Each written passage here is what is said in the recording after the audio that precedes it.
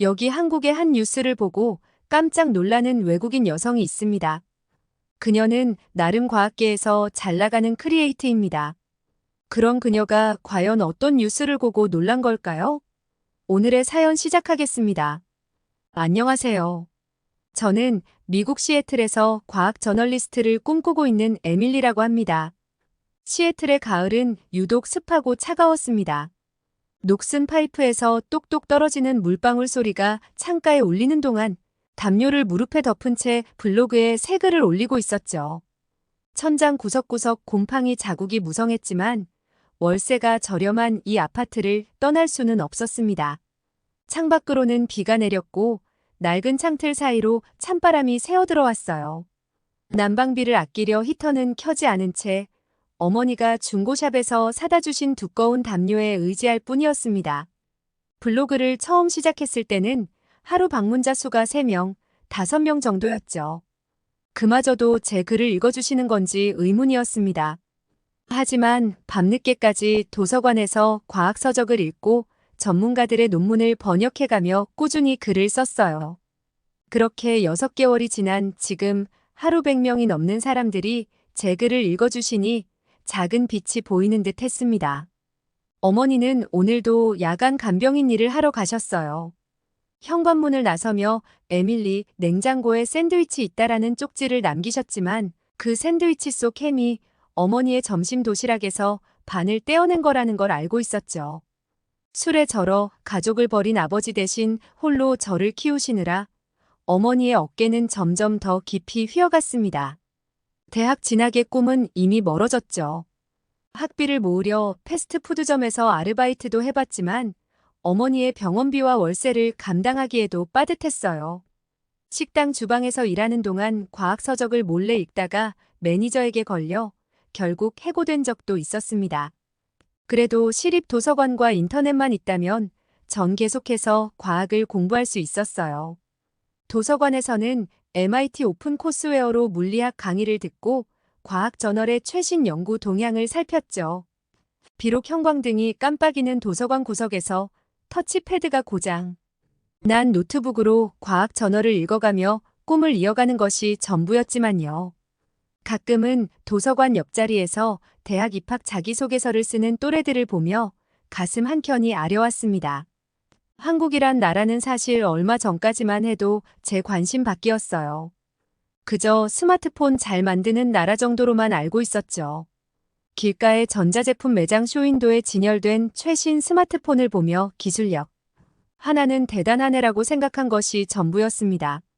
하지만 우연히 본 유튜브 영상 하나가 제 생각을 완전히 바꿔놓을 줄은 몰랐습니다. 그날도 평소처럼 과학 뉴스를 찾아보던 중이었습니다. 도서관 컴퓨터실의 형광등 불빛 아래 낡은 의자 등받이에 기대어 앉아 있었죠.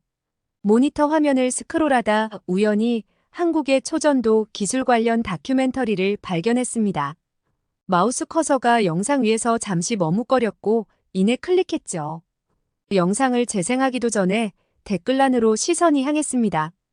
상위 댓글들은 하나같이 부정적이었죠. 부당한 경쟁으로 얻은 성과다. 실체 없는 과대평가일 뿐이다. 서구의 기술을 모방한 것이란 말들이 화면을 가득 메우고 있었어요. 귓가에 꽂혀있던 이어폰을 빼며 저도 모르게 고개를 끄덕였습니다. 그들의 의견이 타당해 보였으니까요. 그때만 해도 이 영상은 그저 과대선전에 불과하다고 생각했습니다. 컴퓨터실의 차가운 공기 속에서 한국의 기술력을 폄하하는 댓글들을 하나하나 읽어내려갔죠. 심지어 블로그의 초전도 기술의 한계점을 지적하는 글까지 쓰려고 했었네요. 하지만 지금 생각해보면 그건 순전히 제 무지가 만들어낸 편견이었습니다. 도서관 구석에서 세상을 판단하려 했던 좁은 시야가 부끄러워지네요. 그날 본 영상이 제 삶을 완전히 뒤바꿔 놓을 줄은 꿈에도 몰랐습니다. 마치 흐린 렌즈를 통해 세상을 보다가 어느 순간 선명한 시야를 얻게 된 것처럼 제 앞에 펼쳐질 새로운 세상을 전혀 예상하지 못했던 거죠. 차가운 비가 내리던 10월의 어느 날이었습니다. 도서관 컴퓨터실에서 평소처럼 과학 포럼을 살펴보고 있을 때였죠. 초전도체에 관한 최신 논문을 리뷰하는 제 글에 누군가 긴 댓글을 남겼습니다. 옥스퍼드 출신의 영국 과학자 앤드류 브라운이었죠. 그의 프로필 사진에는 검은 테 안경을 쓴 30살 남짓한 젊은 과학자의 모습이 담겨 있었습니다. 앤드류는 유럽의 신생연구소에서 일하는 물리학자였어요. 그의 댓글은 다른 이들과 달리 전문적이고 날카로웠죠. 제 글의 부족한 점을 예리하게 지적하면서도 블로거로서의 제 잠재력을 인정해주는 모습이 인상적이었습니다. 그 후로도 앤드류는 제 블로그의 단골 독자가 되었어요. 매일 아침 도서관으로 향하는 발걸음이 가벼워졌죠. 새 글을 올릴 때마다 그의 댓글을 기다리는 제 자신을 발견했으니까요. 점차 댓글은 개인 메시지로 이어졌고 우리는 과학에 대한 깊이 있는 대화를 나누기 시작했습니다. 비록 정규 교육을 받지 못한 저였지만 앤드류는 제 의견을 진지하게 들어주었죠. 마치 오랫동안 찾아 헤매던 멘토를 만난 것 같은 기분이었습니다. 매일 밤 도서관에서 쓴 글들을 앤드류와 나누며 제 꿈이 조금씩 현실이 되어가는 것 같았어요. 그는 제게 영국 과학계의 이야기들을 들려주었고 전문 과학 저널의 리뷰 방법도 가르쳐 주었습니다. 특히 한 번은 제가 쓴 양자역학 관련 글을 상세히 첨삭해주며 밤늦게까지 조언해준 적도 있었죠. 그의 꼼꼼한 피드백에 가슴이 뭉클해지는 걸 느꼈습니다. 하지만 그때는 몰랐죠. 그의 친절한 조언 이면에 숨겨진 다른 의도가 있다는 것을. 그리고 그 의도가 제 시각을 어떻게 왜곡시켜갈지도 말이에요. 어느 날 밤 앤드류는 한국의 과학기술에 대해 이야기를 꺼냈습니다. 한국의 초전도 기술은 과대평가됐어요. 그들의 성과는 의심스럽죠. 앤드류의 말에 저는 깊이 동의했습니다. 그의 논리적인 분석과 날카로운 시각은 제게 신선하게 다가왔어요. 마치 오랫동안 품었던 의구심이 확신으로 바뀌는 순간이었죠. 곧바로 블로그에 한국 과학기술의 허상이라는 제목으로 글을 썼더니 평소보다 훨씬 많은 조회수를 기록했습니다. 하지만 그때는 몰랐죠. 늦은 밤 도서관 형광등 아래서 쓴 제 글이 얼마나 편향되고 부족한 정보에 기반한 것이었는지를. 컴퓨터 모니터 앞에서 앤드류가 보내준 자료들만을 맹신하며 글을 써내려갔던 그 순간들이 부끄러워집니다. 특히 한국 과학자들의 연구 과정은 꼼꼼히 살펴보지도 않은 채 앤드류의 말만 믿고 비판했던 것이 가장 큰 잘못이었죠. 그리고 앤드류의 조언이 순수한 학문적 관점이 아닌 개인적인 편견에서 비롯됐다는 사실도 말이에요.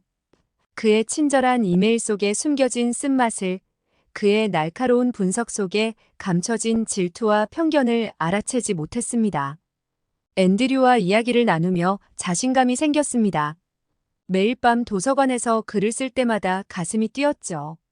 비록 정규 교육은 받지 못했지만 과학 저널리스트로서 제 시각을 세상과 나눌 수 있다는 희망이 생겼습니다. 블로그 방문자 수는 날이 갈수록 늘어났고 댓글란에는 제 의견에 동조하는 사람들이 늘어갔죠. 그런데 며칠 후 우연히 접한 한 기사가 제 확신을 흔들어 놓았습니다. 비가 내리는 창밖을 바라보며 평소처럼 과학 뉴스를 검색하던 그때 한승용 박사의 인터뷰 기사가 화면에 떴죠. 링크를 클릭하기 전 습관처럼 또 과대선전이겠지라는 생각이 들었습니다. 하지만 기사 첫 문단부터 달랐어요. 다른 과학자들의 찬사가 줄을 이었고 노벨상 수상자들도 그의 연구를 극찬했죠. 특히 MIT 물리학과 교수진의 검증 결과가 상세히 첨부되어 있었습니다. 앤드류가 말했던 것과는 완전히 다른 현실이 눈앞에 펼쳐졌죠. 그 순간 저는 제가 얼마나 좁은 시야로 세상을 바라보고 있었는지 깨닫게 되었어요. 한동안 도서관 의자에 멍하니 앉아 있었습니다. 쏟아지는 빗소리를 들으며 지금까지 제가 쓴 글들을 하나하나 떠올렸죠. 앤드류의 말만 맹신한 채 검증도 없이 한국 과학계를 비판했던 제 모습이 부끄러웠습니다. 그날은 평소와 달리 도서관 구석자리가 아닌 카페에서 노트북을 펼쳤습니다. 어머니가 병원비를 아끼려고 야근을 자청하신 덕에 받은 보너스로 달마다 한 번씩 카페에서 글을 쓰는 것이 제 작은 사치였죠. 커피 향이 감도는 테이블에서 과학 뉴스를 검색하던 중이었습니다. 한국의 이 박사 무절연 초전도 자석의 새로운 지평을 열다라는 제목의 기사가 눈에 들어왔죠. 처음엔 평소처럼 비판적인 시각으로 기사를 읽기 시작했습니다. 하지만 한 문장이 제 시선을 붙잡았어요. 우리는 왜 초전도체에 절연체가 필요하다고 생각했을까요? 그동안 아무도 의문을 제기하지 않았던 이 당연한 전제를 뒤집은 것이 혁신의 시작이었습니다. 한승용 박사의 이 말은 마치 뇌리를 강타하는 번개와 같았습니다. 손에 들고 있던 커피잔을 내려놓으며 기사를 처음부터 다시 읽기 시작했죠. 그의 연구는 단순한 기술 개발이 아닌 과학계의 고정관념을 완전히 뒤집는 발상의 전환이었습니다. 절연체를 제거한다는 그의 아이디어는 너무나 단순해 보였지만 동시에 혁명적이었죠. 마치 콜럼버스의 달걀처럼 누구나 할 수 있을 것 같지만 아무도 시도하지 않았던 발상이었습니다. 1911년 초전도 현상이 발견된 이후 과학자들은 초전도 자석의 안정성을 위해 절연체가 반드시 필요하다고 믿어왔습니다. 100년이 넘는 시간 동안 이 사실은 마치 공식처럼 여겨졌죠. 하지만 한승용 박사는 이 근본적인 가정에 의문을 던졌고 오히려 절연체를 제거함으로써 문제를 해결했습니다. 손에 들고 있던 커피잔을 내려놓으며 기사를 처음부터 다시 읽기 시작했습니다. 그의 연구는 단순한 기술 개발이 아닌 과학계의 고정관념을 완전히 뒤집는 발상의 전환이었습니다. 노벨상 수상자들과 세계적 연구소들이 풀지 못한 난제를 그는 당연한 것을 의심하는 것으로 해결해냈죠. 앤드류조차도 처음에는 이 혁신적인 발견을 인정하지 않으려 했다는 사실이 이제야 이해가 됐습니다. 100년 동안 쌓아온 서구 과학계의 연구가 한순간에 뒤집힌 셈이니까요. 카페 창밖으로 비가 내리는 것도 잊은 채 한승용 박사의 다른 인터뷰들을 찾아보기 시작했습니다. 그의 연구 과정, 실패의 순간들, 그리고 마침내 성공에 이르기까지의 여정이 제 눈앞에 펼쳐졌죠. 특히 그가 했던 말 중 실패는 두려워할 대상이 아니라 새로운 가능성을 보여주는 이정표라는 구절이 가슴에 깊이 박혔습니다. 어느새 해가 저물고 카페 직원이 마감을 알리는 음악을 틀었습니다. 노트북을 덮으며 깨달았죠. 제가 얼마나 편협한 시각으로 한국의 과학기술을 바라보고 있었는지를, 그리고 앤드류의 말을 맹신하며 쓴 제 글들이 얼마나 부족했는지도 말이에요. 집으로 돌아가는 길 머릿속은 온통 한승용 박사의 연구로 가득했습니다. 그의 도전 정신은 제게 무언가를 일깨워 주었죠. 어쩌면 저도 불우한 환경이라는 절연체를 제거하고 새로운 길을 찾아갈 수 있지 않을까 하는 희망이 생겼습니다. 어느새 해가 저물고 카페 직원이 마감을 알리는 잔잔한 재즈 음악을 틀었습니다. 테이블 위에 놓인 식은 커피와 메모로 가득한 노트를 바라보았죠. 노트북을 덮는 순간 무거운 깨달음이 밀려왔습니다. 수개월 동안 제가 얼마나 편협한 시각으로 한국의 과학기술을 바라보고 있었는지, 그리고 앤드류의 말을 맹신하며 쓴 제 글들이 얼마나 부족했는지 선명히 보였습니다. 마치 오랫동안 쓴 일기장을 들춰보며 과거의 치기 어린 생각을 마주하는 것 같았죠. 비가 그친 차가운 밤거리를 걸으며 머릿속은 온통 한승용 박사의 연구로 가득했습니다. 그의 연구실 벽면에 붙어있던 수천 번의 실험 기록들, 포기하지 않고 이어간 도전의 흔적들이 제 망막에 새겨진 듯 했죠. 웅덩이에 비친 가로등 불빛이 마치 실험실의 불빛처럼 반짝였습니다. 낡은 아파트 단지를 지나며 문득 깨달았습니다. 한승용 박사의 도전 정신은 단순한 연구 성과를 넘어 제게 새로운 희망을 보여주었죠. 초전도체에서 절연체를 제거했듯이 저도 가난이라는, 편견이라는 절연체를 제거할 수 있지 않을까? 어두운 골목길을 지나는 발걸음이 어느새 가벼워졌습니다. 주머니 속의 낡은 노트북이 더 이상 부끄러운 현실의 증거가 아닌 새로운 가능성의 열쇠로 느껴졌죠. 다음 날 아침 평소보다 일찍 도서관으로 향했어요. 밤새 떠올린 생각들을 정리하고 싶었죠. 한승용 박사의 연구를 시작으로 한국의 과학기술을 더 깊이 알아보기로 했습니다. 도서관 컴퓨터실에서 처음 찾아본 것은 네이버의 하이퍼클로바였습니다. 인공지능 분야에서 세계적인 기업들과 어깨를 나란히 하는 한국의 기술력이 놀라웠죠. 특히 한국어뿐만 아니라 다양한 언어를 자연스럽게 이해하고 처리하는 능력은 경이로웠습니다. 그 다음은 한국의 군사기술이었습니다. 현무미사일 시스템의 정밀도와 기술력은 세계 최고 수준이라는 평가를 받고 있었죠. 처음에는 반신반의했지만 존 스미스 미국 국방기술연구소장의 인터뷰를 보며 생각이 바뀌었습니다. 한국은 이제 AI, 과학기술, 군사기술 모든 면에서 세계를 선도하는 국가가 되었습니다. 도서관 창가에 햇살이 비치기 시작할 무렵 문득 옆자리를 보니 한 학생이 한국 드라마를 조용히 시청하고 있었습니다. 이어폰 너머로 흘러나오는 음악이 귀에 들어왔죠. K-팝이었습니다. 과학기술뿐만 아니라 문화 콘텐츠까지 한국은 세계인의 일상 속에 자연스럽게 스며들어 있었습니다. 노트북 화면 한켠에서 작은 알림이 떴습니다. 앤드류에게서 온 메시지였죠. 커서를 가져다 대는 손가락이 잠시 멈칫했습니다. 한 달 전이었다면 설렘으로 가득했을 이 순간이 이제는 왠지 무거웠습니다.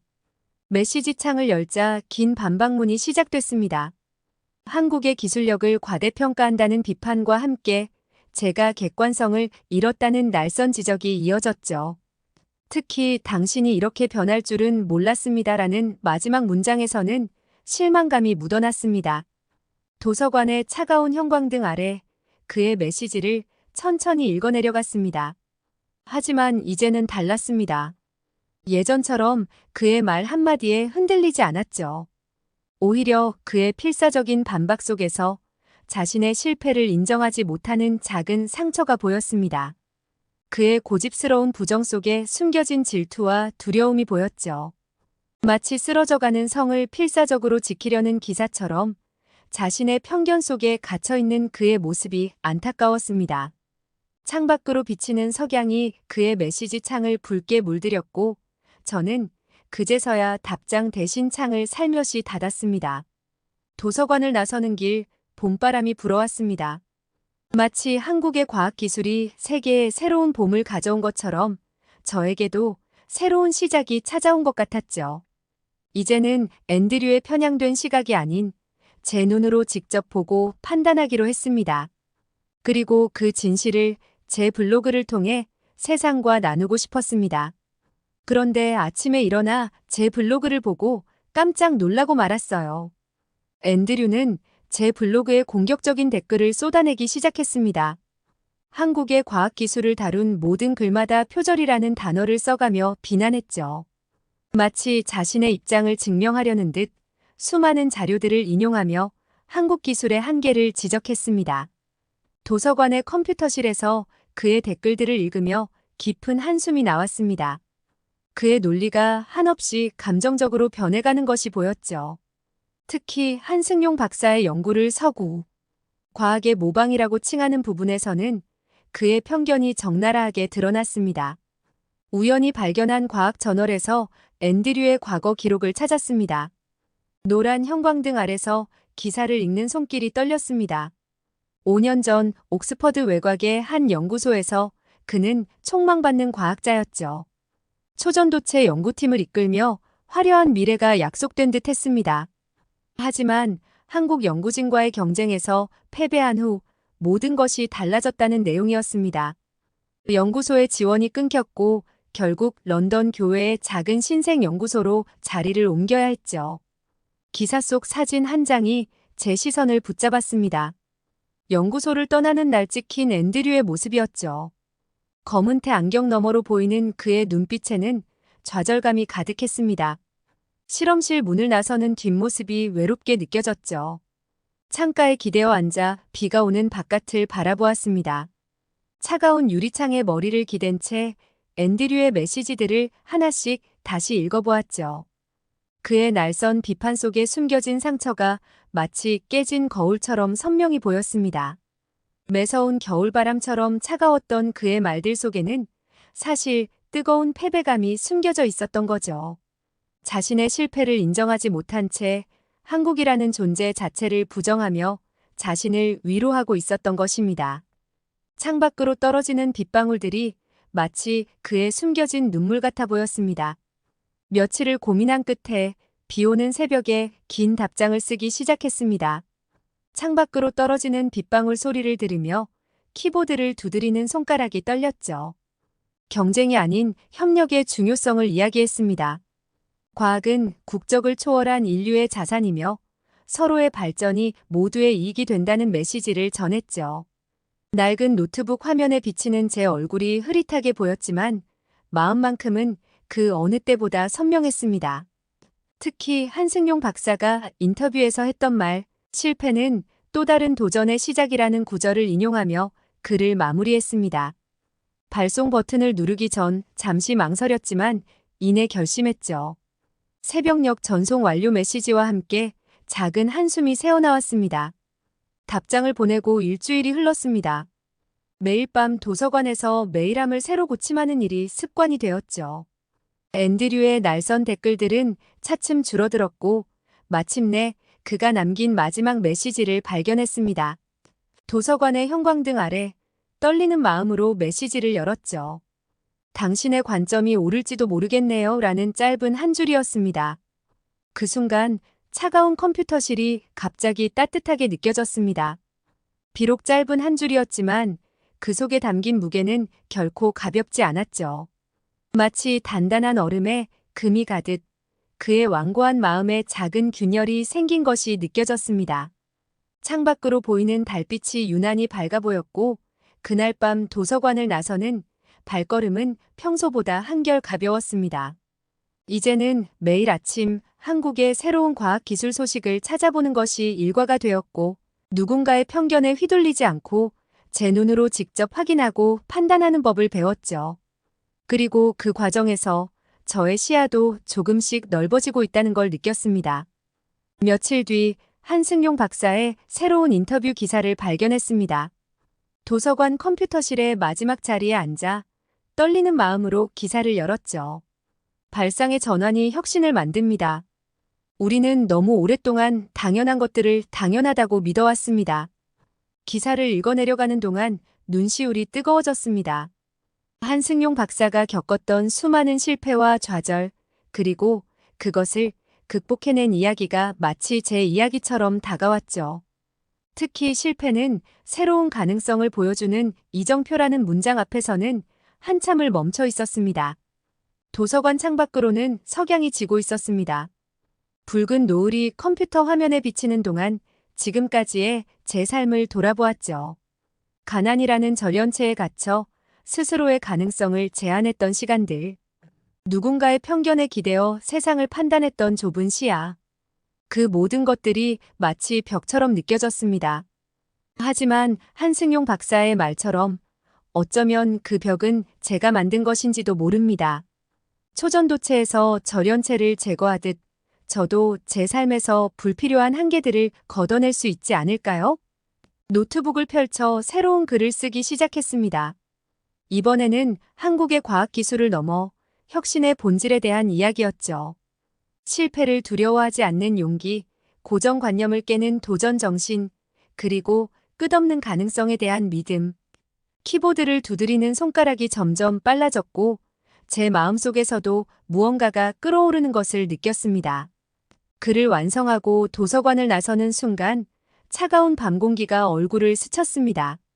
하늘에는 별들이 반짝였고 저는 문득 서울의 밤하늘은 어떨지 궁금해졌죠. 언젠가는 꼭 한승용 박사의 연구소를 직접 방문하고 싶다는 생각이 들었습니다. 그곳에서 제가 본 희망을, 제가 느낀 변화를, 그리고 제가 꿈꾸는 미래를 이야기하고 싶었습니다. 집으로 돌아가는 길, 낡은 신발이 젖은 보도블록을 밟을 때마다 작은 물방울이 튀었지만 이상하게도 발걸음이 가벼웠습니다. 마치 오랫동안 어깨를 짓누르던 무게를 내려놓은 것처럼 앞으로 나아갈 새로운 힘이 생긴 것 같았죠. 그로부터 며칠 후 한밤중에 노트북 화면을 바라보며 긴 한숨을 내쉬었습니다. 앤드류와 관련된 새로운 정보들을 발견했기 때문이었죠. 영국 과학계의 오래된 기사들을 뒤지다가 앤드류의 가족사와 얽힌 놀라운 사실을 알게 되었습니다. 앤드류의 할아버지는 1950년대 한국 전쟁에 참전했던 영국군 장교였습니다. 전쟁 후 한국에 남아 과학교육에 헌신하려 했지만 당시 문화적 차이와 언어의 장벽으로 큰 좌절을 겪었다고 하더군요. 결국 영국으로 돌아간 그는 평생 한국에 대한 양가 감정을 품은 채 살았다고 했습니다. 새벽녘까지 이어진 검색 끝에 앤드류의 아버지 이야기도 찾았습니다. 80년대 초반 그는 한국의 한 연구소와 합작 프로젝트를 진행했지만 실패로 끝났죠. 이 실패로 인해 연구소에서 물러나야 했고 이후 가족들은 심각한 경제적 어려움을 겪었다고 합니다. 낡은 아파트 창문을 때리는 빗소리를 들으며 생각에 잠겼습니다. 이제야 앤드류의 한국에 대한 깊은 적대감이 이해되기 시작했죠. 3대에 걸친 상처와 아픔이 그의 편견으로 이어진 것이었습니다. 마치 유전자처럼 대물림된 부정적 감정이 그의 객관성을 앗아간 것이겠죠. 다음 날 아침, 오랜 고민 끝에 앤드류에게 긴 메일을 보냈습니다. 그의 할아버지와 아버지의 이야기를 언급하진 않았지만 과학에는 국경이 없다는 제 진심을 전했죠. 한국의 발전이 결국 전 세계 과학 발전에 기여한다는 것, 그리고 우리 모두가 서로에게 배울 점이 있다는 것을 설명했습니다. 며칠이 지나고 앤드류에게서 답장이 왔습니다. 평소와는 다른 톤의 글이었죠. 처음으로 그의 글에서 진정성이 느껴졌습니다. 자신의 편견을 인정하진 않았지만 적어도 대화의 가능성을 열어두는 것 같았죠. 특히 한승용 박사의 최근 연구 결과에 대해 흥미롭다고 표현한 것은 작지만 큰 변화였습니다. 창밖으로 새벽빛이 스며들기 시작했습니다. 어둠이 걷히고 새로운 아침이 오듯 앤드류의 마음속 어둠도 조금씩 걷히고 있는 것 같았죠. 때론 오래된 상처를 치유하는 데는 시간이 필요한 법이니까요. 그의 변화를 지켜보며 과학이 가진 또 다른 힘을 발견한 것 같았습니다. 바로 사람과 사람을 이어주는 힘이었죠. 한 달 뒤 제 블로그는 새로운 모습으로 변화했습니다. 더 이상 한국 과학기술을 비판하는 글이 아닌 세계 각국의 혁신적인 기술을 객관적으로 소개하는 공간이 되었죠. 특히 한국의 과학기술 소식을 전하는 코너는 전 세계 독자들의 관심을 끌었습니다. 매달 받는 블로그 수익으로 작은 변화를 시작했습니다. 먼저 어머니의 야근을 조금이나마 줄일 수 있었죠. 그리고 오래된 노트북 대신 새로운 노트북을 장만했습니다. 비록 중고였지만 더 이상 터치패드가 고장난 채로 글을 쓸 필요는 없었죠. 도서관 한 구석에 앉아 한국행 비행기 티켓 가격을 검색하는 일이 늘어났습니다. 아직은 멀기만 한 꿈이었지만 매달 조금씩 저축을 시작했죠. 달력에 빨간 동그라미를 치며 목표 날짜를 정했습니다. 1년 후 서울에서 한승용 박사의 연구소를 방문하는 그날을 그리며 블로그에는 새로운 독자들의 댓글이 늘어갔습니다. 특히 한국 독자들이 늘어난 것이 신기했죠. 서툰 영어로 감사 인사를 남기는 그들의 댓글을 읽을 때마다 제가 조금이나마 다리 역할을 하고 있다는 생각에 가슴이 뭉클해졌습니다. 어느 날 한 한국 과학 잡지사에서 연락이 왔습니다. 제 블로그 글을 한국어로 번역해 연재하고 싶다는 제안이었죠. 비록 적은 금액이었지만 처음으로 과학 저널리스트로서 원고료를 받게 되었습니다. 어머니는 그날 처음으로 제 앞에서 눈물을 보이셨죠. 앤드류도 변하고 있었습니다. 가끔씩 올라오는 그의 댓글에는 더 이상 적대감이 느껴지지 않았죠. 오히려 건설적인 토론을 제안하기도 했습니다. 최근에는 한국의 한 연구소와 공동 연구를 준비하고 있다는 소식도 전해왔습니다. 비오는 창밖을 바라보며 생각했습니다. 어쩌면 우리는 모두 각자의 절연체 속에 갇혀 있었는지도 모르겠습니다. 편견이라는 선입견이라는 두려움이라는 절연체 속에서. 하지만 이제는 알았습니다. 그 벽을 깨고 나가는 것은 생각보다 어렵지 않다는 것을. 단지 용기가 필요할 뿐이라는 것을. 작은 노트에 내년의 계획을 적어 내려갔습니다. 과학 저널리스트로서의 새로운 시작. 이제 제 앞에는 무한한 가능성이 펼쳐져 있었습니다. 저의 버킷리스트 중 하나인 한국에 가보는 날이 다가오고 있어 너무 기대됩니다. 한국에 가면 가볼 만한 곳 댓글로 남겨주시면 너무 좋을 것 같아요. 다음 사연 시작하겠습니다. 삼성이 돈을 많이 번 게 우리 인도인들 때문인데 고마운 줄 모릅니다. 우리 남편도 몇 년째 노동 착취를 당하고 있어요. 인도 여성은 삼성이 인도인들의 노동력을 착취하고 있다며 읍소를 하고 있습니다. 남편이 삼성에서 일을 하는데 일하느라고 집에도 못 들어오고 매까지 맞는다며 인터뷰를 하고 있는 모습의 한 미국인 기자가 잔뜩 화가 나 자리를 박차고 나가는데요. 과연 그녀는 무슨 사연이 있길래 이러는 걸까요? 오늘의 이야기 시작합니다. 안녕하세요. 저는 미국에서 글로벌 경제지 기자를 하고 있는 엘리나라고 합니다. 최근에 인도에서 삼성 때문에 파업한다는 기사와 인터뷰를 보며 너무 화가 났어요. 그 기사에는 노동자들의 열악한 근무 환경과 과도한 업무 시간, 그리고 낮은 임금에 대한 내용이 상세히 적혀 있었습니다. 특히 한 노동자의 우리는 기계가 아니다라는 말이 제 머릿속에 계속 맴돌았어요. 그 노동자의 말에는 깊은 절망과 분노가 담겨 있었습니다. 그는 인터뷰에서 하루 12시간 이상 쉬지 않고 일하며 화장실 가는 시간조차 제한받는다고 했어요. 심지어 생산량을 맞추기 위해 휴일에도 출근을 강요받는다고 합니다. 이런 비인간적인 대우를 듣자니 제 가슴이 아팠습니다. 노동자들의 기본적인 권리와 존엄성이 무시되는 현실에 분노가 치솟았죠. 제가 이렇게 화를 내는 이유가 궁금하시죠? 사실 저는 인도계 미국인 기자예요. 10살 때 부모님을 따라 미국으로 이주했는데 그때부터 지금까지 20년이 넘는 시간이 흘렀습니다. 인도를 떠나온 지는 꽤 오래되어 지금은 미국에 많이 동화됐고 인도의 기억은 서서히 지워지고 있어요. 델리의 붐비는 거리, 향신료 냄새가 가득한 시장, 축제 때마다 울려 퍼지던 음악 소리 등이 이제는 희미한 추억으로만 남아있죠. 하지만 제 고향이고 가끔씩 제 정체성을 확인시켜주는 인종차별 때문에 내가 인도인이구나 상기하게 돼요. 한 번은 대학 시절 한 교수님이 제 논문을 읽고 영어가 모국어가 아닌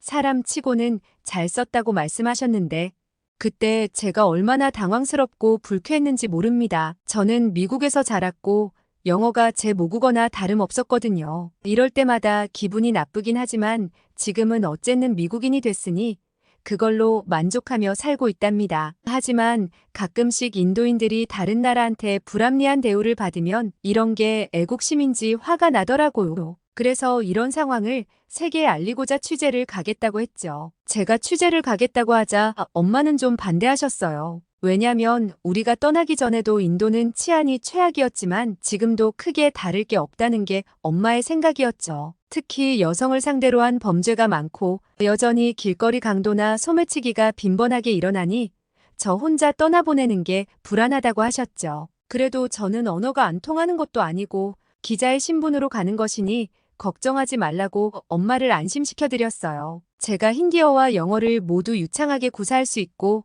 현지 문화에 대해서도 어느 정도 이해하고 있다는 점을 강조했죠. 또한 공식적인 취재 일정이 잡혀 있어 현지 가이드나 통역사의 도움을 받을 수 있다는 점도 말씀드리며 안심시켰죠. 엄마를 안심시키고 난 후 저는 바로 인도행 비행기 티켓을 예약했습니다. 뉴욕에서 뉴델리까지 14시간이 넘는 긴 비행이었지만 마음은 이미 인도에 가 있는 듯 했어요. 비행기 안에서 저는 인도 현지 상황에 대해 더 자세히 공부했습니다. 삼성전자의 노이다 공장은 뉴델리에서 남동쪽으로 약 30km 떨어진 곳에 위치해 있었어요.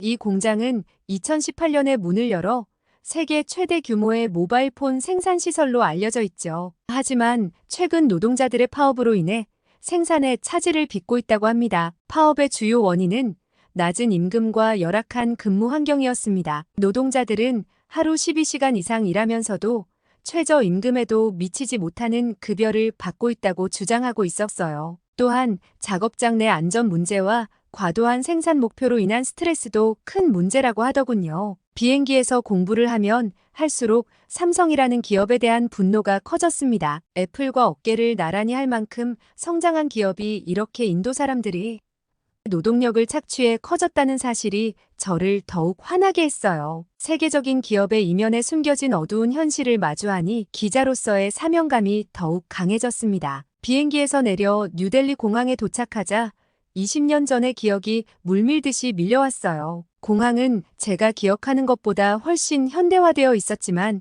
밖으로 나오자 여전히 익숙한 소음과 냄새가 저를 반겼습니다. 뜨거운 공기, 자동차 경적 소리, 향신료 냄새가 뒤섞인 채 저를 감쌌어요. 호텔에서 잠시 휴식을 취한 후 저는 삼성전자 인도지사에서 일하는 사촌 아저씨의 가족을 만나기로 했어요. 20년 만에 만나는 가족이라 긴장되면서도 설레는 마음이 들었죠. 그리고 삼성의 악덕한 면모를 보려면 사촌 아저씨의 집의 경제 수준을 면밀히 살펴봐야 한다고 생각했죠. 그런데 저는 사촌 아저씨의 집을 보고 깜짝 놀라고 말았어요. 가난할 거라고 생각했던 집은 굉장히 깔끔하고 꽤 큰 집이었고 집안에 삼성 가전들로 가득 차 있었기 때문이었죠. 제가 호텔에서 이 집까지 오는 동안 지저분하고 열악한 환경의 집을 보면서 왔는데 그런 집들과는 완전 딴판이었어요. 사촌 아저씨의 집에 도착하자 반갑게 맞아주시는 아저씨와 아주머니를 보며 옛 추억이 떠올랐습니다. 그리고 그곳에서 17세 사촌 동생 아디티를 처음 만났어요. 아디티는 제가 상상했던 것보다 훨씬 더 현대적이고 세련된 모습이었죠. 대화를 나누면서 아디티가 한국 문화에 깊이 빠져 있다는 사실을 알게 됐어요. 그녀의 방에는 K-팝 아이돌들의 포스터가 가득했고 한국 드라마 얘기를 하면서 눈을 반짝이며 열정적으로 말하더라고요. 심지어 한국어도 꽤 유창하게 구사하는 모습을 보고 놀랐습니다. 솔직히 저는 아디티의 이런 열정을 완전히 이해하기 어려웠어요. 제가 취재하러 온 삼성의 노동 문제와 아디티가 좋아하는 한국 문화 사이의 괴리감이 저를 혼란스럽게 했죠. 그리고 사촌 아저씨가 삼성에 대한 불만이 있다면 자신의 딸이 저렇게 한국 문화에 빠져 있는 게 탐탁치 않을 텐데 사촌 아저씨는 딸의 그런 행동을 그저 귀엽게 바라만 보았죠. 저는 그들의 행동이 이상하다 여겨지며 사촌 아저씨께 지금 삼성 파업에 대해 먼저 물어보았어요. 어떤 연유로 이렇게까지 파업을 하게 됐는지를요. 제가 조사하거나 인터뷰를 보면 삼성은 인도인들의 노동력을 착취하고 제한 시간 내에 물건을 생산해야 화장실도 가게 해준다는 이야기를 들었거든요. 그래서 이런 인도의 현실을 세계인들에게 알려주러 취재를 왔다고 했어요. 그러자 사촌 아저씨는 씁쓸한 표정을 지으며 자기는 현재 파업에 참가하지 않는다고 하셨죠. 아저씨의 표정이 복잡해 보였어요. 한숨을 쉬시더니 이렇게 말씀하셨습니다. 엘리나, 내 열정은 이해해. 하지만 상황이 그렇게 단순하지만은 않아. 물론 일부 노동자들의 불만이 있는 건 사실이야. 하지만 삼성이 우리 지역에 가져온 변화도 무시할 수 없어. 아저씨는 잠시 말을 멈추고 생각에 잠기더니 계속해서 말씀하셨어요. 내가 삼성에 입사하기 전과 후를 비교하면 우리 가족의 삶의 질이 크게 향상됐어. 안정적인 수입, 좋은 의료 혜택, 자녀 교육 지원 등 많은 혜택을 받고 있지. 이건 단순히 우리 가족뿐만 아니라 이 지역 전체의 이야기야. 저는 아저씨의 말씀을 들으며 혼란스러웠어요. 제가 알고 있던 것과는 다른 이야기였거든요. 사촌 아저씨의 말씀을 들은 후 저는 더욱 혼란스러워졌어요. 제가 알고 있던 것과는 너무나 다른 현실이 눈앞에 펼쳐져 있었거든요. 하지만 이런 혼란이 오히려 저를 더 깊이 있는 취재로 이끌어주는 계기가 되었죠. 다음 날 아침 일찍 저는 삼성 노이다 공장 근처로 향했어요. 공장 주변은 파업 중인 노동자들로 북적였습니다. 그들은 플래카드를 들고 구호를 외치고 있었죠. 우리는 기계가 아니다. 공정한 임금을 달라. 등의 외침이 거리를 가득 메웠어요. 저는 용기를 내어 파업 중인 노동자들에게 다가갔습니다. 처음에는 경계하는 눈치였지만 제가 이들의 이야기를 들으러 온 기자라고 하자 조금씩 마음을 열어주었어요. 라지쿠마르라는 30대 남성은 이렇게 말했습니다. 우리는 하루 12시간 이상 일합니다. 휴식 시간도 거의 없고 화장실 가는 것조차 제한받아요. 그런데도 받는 임금은 턱없이 부족해요. 가족을 제대로 부양할 수 없어요. 이 인터뷰를 듣고 나서 저는 제가 원래 계획했던 대로 삼성을 고발하는 기사를 쓰려고 했어요. 하지만 다음 인터뷰 내용을 듣고 나서는 완전히 혼란스러워졌습니다. 이게 무슨 상황인지 이해할 수 없었어요. 파업에 참여한 사람과 참여하지 않은 사람의 생각 차이가 너무 컸기 때문이었죠. 반면 파업에 참여하지 않은 노동자들도 만났어요. 25살의 프리아는 이렇게 말했죠. 물론 개선되어야 할 점들이 있어요. 하지만 삼성에서 일하면서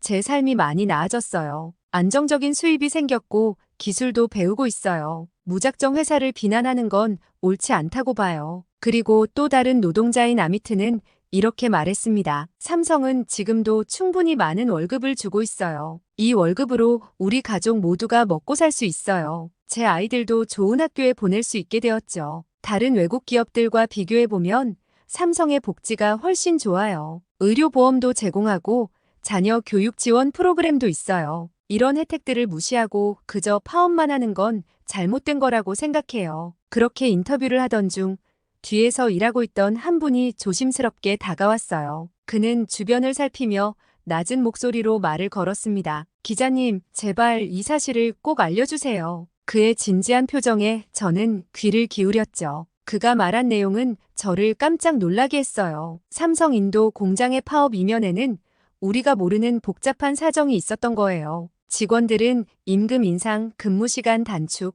그리고 노조 설립 인정 등을 요구하며 파업을 시작했대요. 특히 동일한 경력에 대해 더 공정한 보상을 원한다고 했죠. 하지만 문제는 이 요구사항들이 해결되지 않으면서 파업이 장기화되고 있다는 거였어요. 삼성 측에서 임금 인상과 관련된 타협안을 제시했지만 노동자들이 이를 거부하면서 협상이 교착 상태에 빠졌다고 해요. 그런데 이분의 말 중 가장 충격적인 건 다음이었어요. 이러다가 삼성이 우리나라에서 철수할까봐 너무 무서워요. 그럼 우리 가족들 정말 다 굶어 죽어요. 그의 목소리에는 진심 어린 두려움이 묻어났어요. 이어서 그가 말한 내용은 더욱 충격적이었어요. 파업하는 사람들의 모순된 행동에 대한 이야기였죠. 아시겠어요? 파업한다고 외치는 사람들, 그 사람들, 회사에서 제공하는 무료 급식은 꼬박꼬박 챙겨 먹고 있어요. 그의 말에 저는 믿기 힘든 표정을 지었을 거예요. 그는 계속해서 설명했습니다. 파업 중인 노동자들이 공장 밖에서 텐트를 치고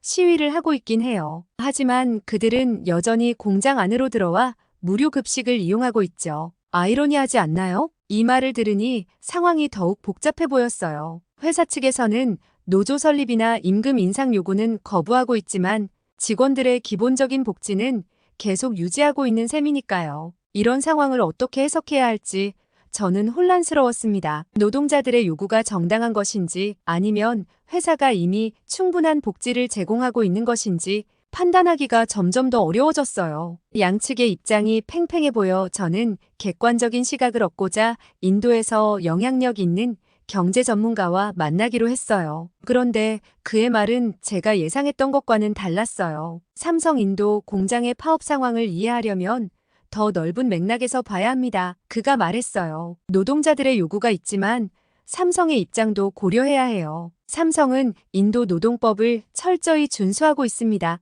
그가 말했어요. 인도 노동법에 따르면 주당 최대 근로시간은 48시간, 하루 최대 9시간을 초과할 수 없어요. 삼성은 이 규정을 엄격히 지키고 있습니다. 일부 노동자들이 10시간 이상 일한다고 주장하지만 이는 자발적인 초과 근무를 포함한 것이죠. 그는 계속해서 설명했어요. 휴일 관련해서도 삼성은 법을 잘 지키고 있어요. 인도법에 따라 주 1회 유급 휴일을 보장하고 있으며 공휴일과 휴일 근무에 대해서는 추가 수당을 지급하고 있습니다. 더 놀라운 점은 그가 강조했어요. 삼성이 제공하는 임금이 일반적인 인도 노동자들의 2배에 달한다는 거예요.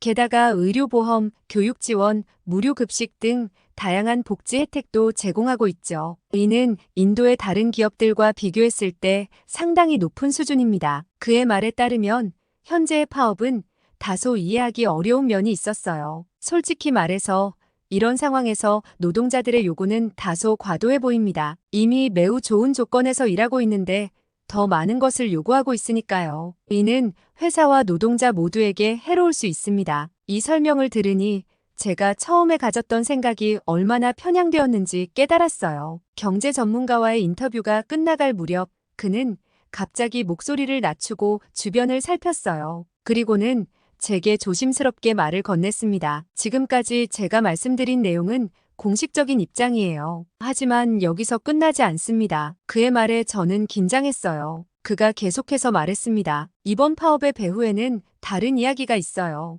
일부 극단적인 민족주의 세력과 경쟁 기업들이 개입되어 있다는 소문이 있습니다. 그들은 삼성을 인도에서 몰아내고 자신들의 이익을 챙기려 하고 있죠. 저는 놀라움을 감출 수 없었어요. 그게 무슨 말씀이신가요? 그는 한숨을 쉬며 말을 이었습니다. 이 파업을 통해 삼성의 이미지에 타격을 주고 궁극적으로는 인도 시장에서 철수하게 만들려는 시도가 있어요. 하지만 이는 결국 수많은 인도 노동자들의 일자리를 위협하게 될 겁니다. 그의 말은 제게 큰 충격을 주었어요. 이제까지 알고 있던 상황과는 완전히 다른 그림이 그려지고 있었거든요. 이 정보는 아직 확실치 않고 공식적으로 확인된 것도 아닙니다. 하지만 당신이 진실을 찾고 있다면 이 방향으로도 조사해 보시는 게 좋을 것 같아요. 인터뷰를 마치고 나오면서 저는 머릿속이 복잡해졌어요. 처음에는 단순히 노동자들의 권리 문제라고만 생각했는데 이제는 더 큰 그림이 있다는 걸 알게 된 거죠. 경제 전문가의 애매모호한 말을 듣고 난 후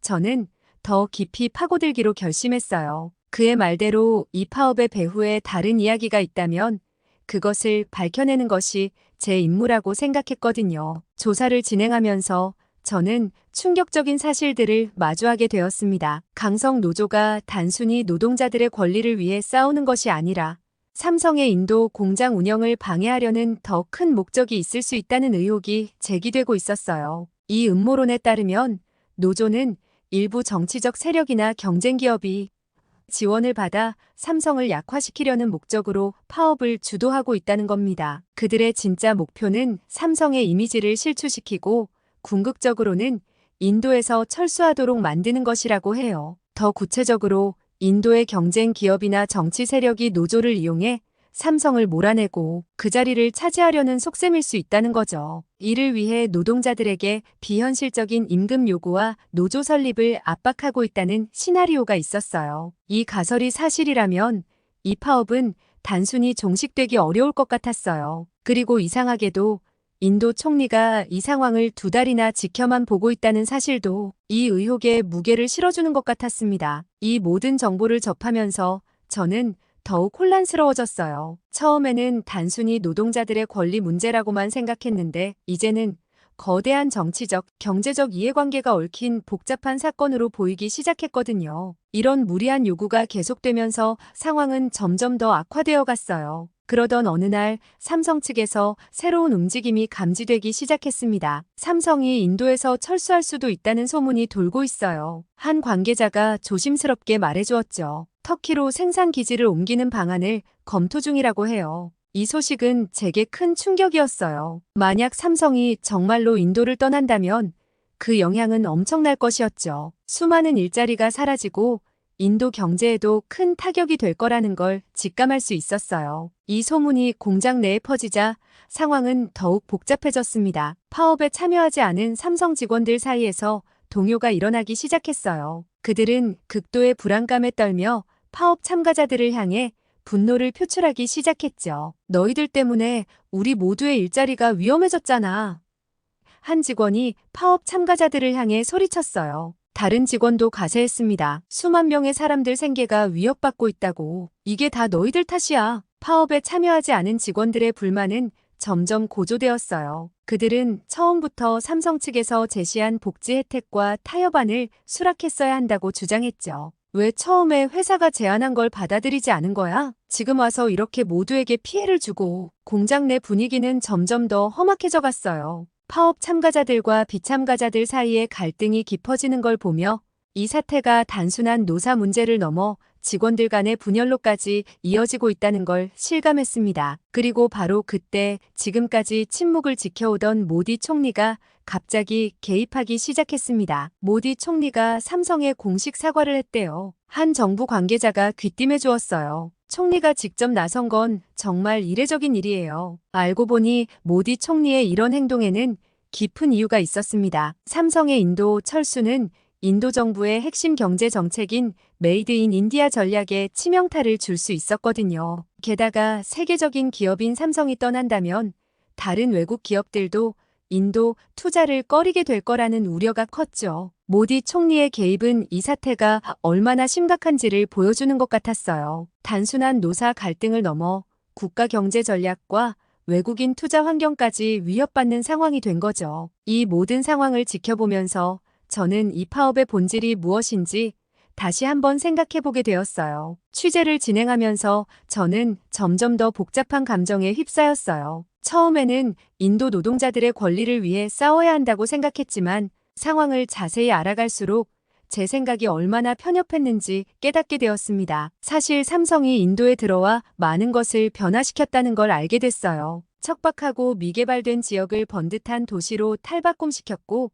수많은 일자리를 창출했죠. 의료시설, 학교, 도로 등 기반시설도 크게 개선되었고요. 이런 노력에 대해 우리 인도 사람들이 고마워해야 하는 게 아닐까 하는 생각이 들었습니다. 그런데 많은 사람들이 이런 호의를 당연한 권리로 여기는 모습을 보며 같은 인도인으로서 부끄러움을 느꼈어요. 인도 사람들이 일을 게을리하고 느리기로 유명한데 이런 환경에서도 삼성이 끊임없이 노력하고 투자해온 것에 대해 감사해야 하지 않을까요? 취재를 할수록 노동자들의 요구가 지나치다는 생각이 들었어요. 물론 노동 환경 개선이나 임금 인상 요구가 완전히 부당한 것은 아니지만 현재 상황을 고려하면 그들의 주장이 비현실적으로 느껴졌죠. 이러다 정말 삼성을 비롯한 글로벌 기업들이 인도를 떠나버리면 어쩌나 하는 걱정도 들었습니다. 저 역시 처음에는 인도 사람들이 불합리한 대우를 받고 있다고만 생각해서 객관적인 사실은 제대로 알아보지도 않은 채 이곳에 달려온 제 모습이 기자로서 부끄럽게 느껴졌어요. 편견과 선입견을 가지고 상황을 판단하려 했던 제 자신을 반성하게 되었죠. 이제는 이 상황을 더 넓은 시각에서 바라봐야 한다는 걸 깨달았습니다.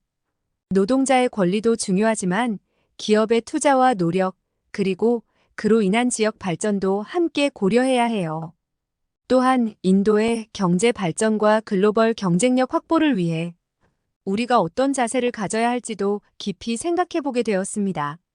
이 경험을 통해 저는 기자로서 더욱 균형 잡힌 시각을 가져야 한다는 것을 배웠어요.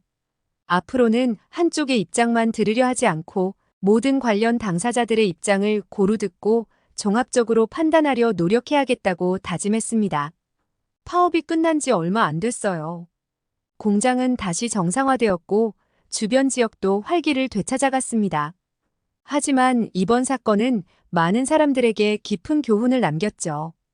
저는 이 모든 과정을 겪으며 기자로서 그리고 인도인으로서 많은 것을 배웠어요. 단순히 한쪽의 입장만을 대변하는 것이 아니라 모든 관점을 고려하는 것의 중요성을 깨달았습니다. 마지막 기사를 쓰면서 저는 이렇게 결론을 내렸어요. 이번 사태는 글로벌 기업과 지역사회, 노동자와 경영진, 그리고 정부 간의 복잡한 관계를 보여주었습니다. 앞으로 인도가 세계 경제의 중심으로 성장하기 위해서는 이러한 갈등을 슬기롭게 해결해 나가는 지혜가 필요할 것입니다. 뉴욕으로 돌아가는 비행기에 몸을 실으며 저는 이번 경험이 제 인생의 전환점이 되었음을 느꼈습니다. 앞으로도 저는 진실을 추구하는 기자로서 그리고 인도의 발전을 염원하는 한 사람으로서 최선을 다할 것입니다. 다음 사연 시작합니다.